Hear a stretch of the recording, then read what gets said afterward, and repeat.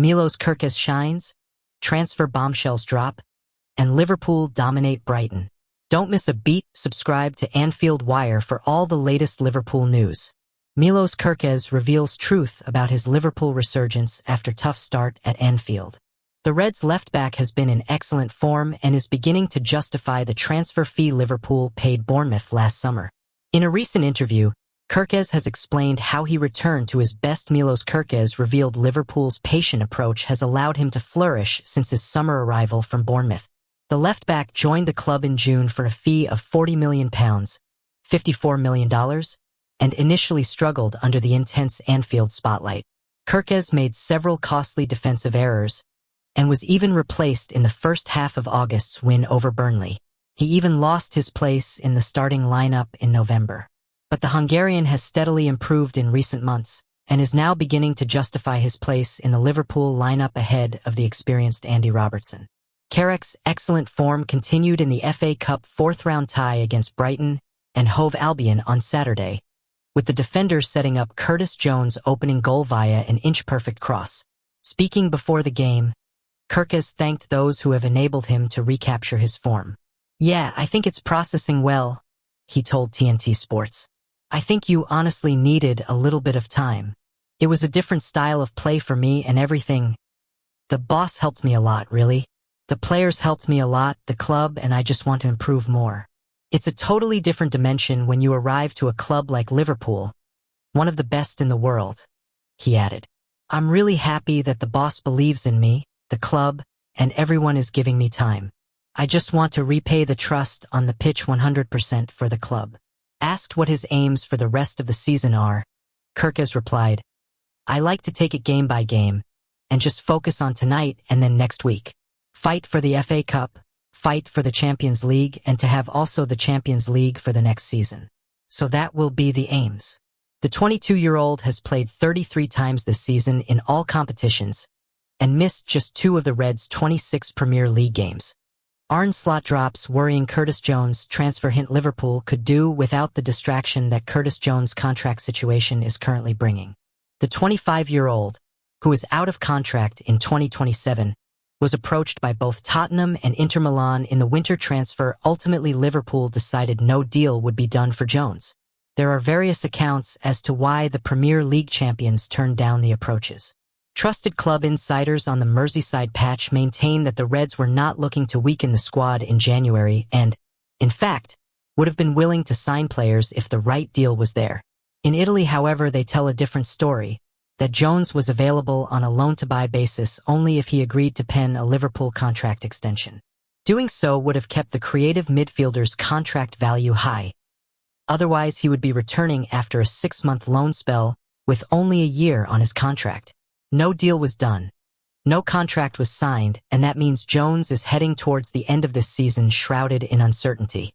Clubs encouraged to make Curtis Jones bid. A report in the Liverpool Echo now claims that suitors in January were encouraged by Jones' camp to make a bid in order to capitalize on the contract chaos. The contact itself hints at some gentle encouragement behind the scenes from a player who is hurtling towards the final year of his deal on Merseyside. The report reads, "And there is reason to believe that unless Jones signs a new deal soon, then Richard Hughes will make plans to sell him in summer 2026.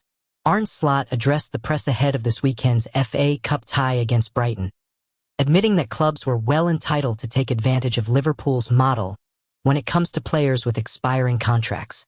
Liverpool model makes Jones' sale inevitable. I think it is perfectly normal that very good football players are in the interest of big clubs, like us, trying to extend with him and clubs wanting to sign him," he is reported to have said. "And if you go to the end of your contract, I think it is also normal that other big clubs think, maybe there's a deal to be done. Because, and I am saying this every time I am standing here lately, you know our model. Other clubs know our model as well, so other clubs might think, okay, there is no use calling them because they don't sell. We have a different model. So that could be the reason why there has been some links with other clubs. That model saw Luis Diaz and Kevin Kelleher, among others, sold last summer when the countdown started on their Liverpool contracts. And just because he is a homegrown favorite, don't expect Jones' treatment to be any different. He has been unable to force his way into Slot's starting 11, particularly for the big matches this season. Jones has been handed bench roles against the likes of Real Madrid, Arsenal, Manchester City, Man United and Chelsea. It's easy to understand why the England man might be growing frustrated at his current situation. And the best solution for all involved may be a parting of the ways in summer. Liverpool transfer news as Nico Schlotterbeck price tag emerges and contract signed. The latest Liverpool transfer news and rumors as Nico Schlotterbeck's price tag emerges amid the Merseyside club's interest in strengthening in the centre-back position. Liverpool has learned Nico Schlotterbeck's price tag, with the Borussia Dortmund centre-back reportedly set to be available for €50 million, $59 million, this summer. The Reds have been linked with a move for Schlotterbeck in recent months, and he will seemingly be available for a cut-price fee in the off-season.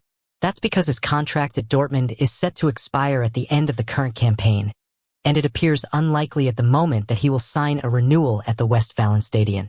Schlotterbeck, 26, has emerged as one of the best centre-backs in the Bundesliga in recent years, and Dortmund is seemingly open to capitalizing on that by selling him this summer, as opposed to allowing his contract to run down and risk losing him for nothing in 2027.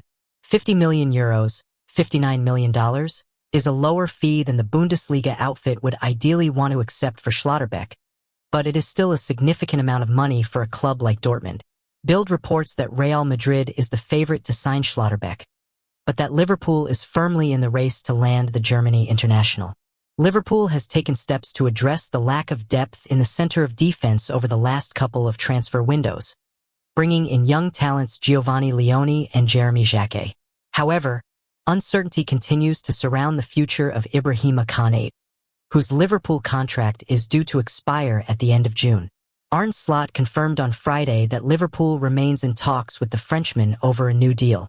"We are in talks with him, so that tells you what we want," Slot said. "It's clear we would like him to stay, but negotiations are ongoing, so let's see where that ends. We wouldn't be in negotiations if we didn't want him to stay." Meanwhile, another centre-back that Liverpool has been linked with is now off the market after committing to a contract extension with his current club. Konate's international teammate, Dayot Upamecano, was set to become a free agent in the summer, but he has signed a contract extension with Bayern Munich.